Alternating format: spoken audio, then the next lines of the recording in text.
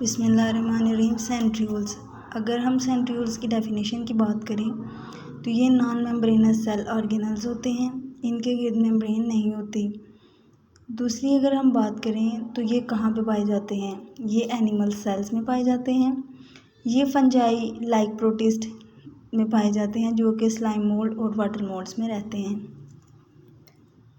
अगर हम बात करें इसकी शेप की तो ये रॉड शेप होते हैं, पेयर्स की फॉर्म में मौजूद होते हैं और एक दूसरे के साथ राइट एंगल में जुड़े हुए होते हैं। ये न्यूक्लियस के पोल के पास मौजूद होते हैं। अगर हम इसके साइज़ की बात करें तो 0.15 to 0.25 इसका डायमीटर होता है और 0.3 to 2 माइक्रोमीटर इनकी लेंथ होती है।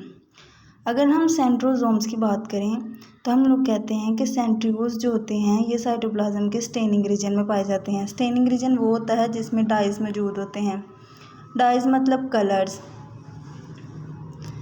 आगे हम बात करते हैं, हम कहते हैं कि वो रीजन जहाँ पे ये सेंट्रियोल्स स्टेनिंग रीजन में पाए जाते हैं उसको हम कहते हैं centrosphere. Centrioles and the centrosphere are together. जब सेंट्रियोल और सेंट्रोस्फेयर आपस में मिलते हैं तो ये सेंट्रोसोम बनाते हैं। आगे हम बात करते हैं सेंट्रियोल्स के स्ट्रक्चर की।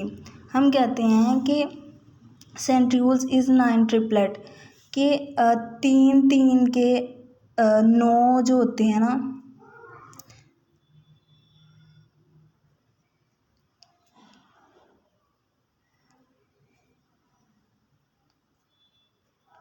तीन के 9 जोड़े होते हैं जो आपस में मिलते हैं तो फिर ये सेंट्रियोल्स बनाते हैं।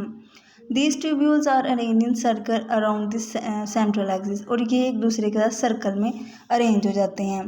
जैसे ये 3 का जोड़ा, फिर 3 का जोड़ा, फिर 3 का, फिर 3 का, फिर 3 और फिर 3 और फिर 3 ऐसे जुड़ जाते हैं और ये सर्कल बना लेते हैं।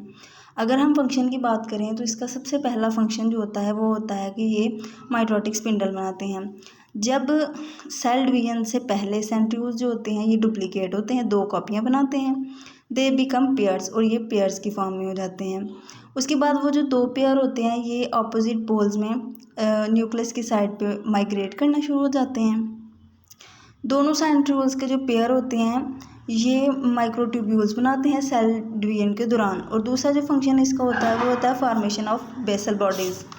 अब हम कहेंगे कि बेसल बॉडीज़ जो होती हैं ये कौन सी होती हैं। हम कहते हैं सेंट्रियोल्स जो होते हैं ये बेसल बॉडीज़ बनाते हैं जैसे कि सिलिया एंड फ्लैजेला। अब हम आपको बताते हैं कि सेंट्रियोल्स का स्ट्रक्चर कैसा होता है। ये 3 के पेयर्स हैं और 9 जोड़े ये टोटल हैं। तो ये आपस में जब सर्कल में जुड़ते हैं तो ये सेंट्रियोल्स बना देते हैं। अब जो बेसल बॉडीज़ ये बनाती हैं वो सिलिया एंड फ्लैजेला होता है। Cilia and flagella are hair like projections.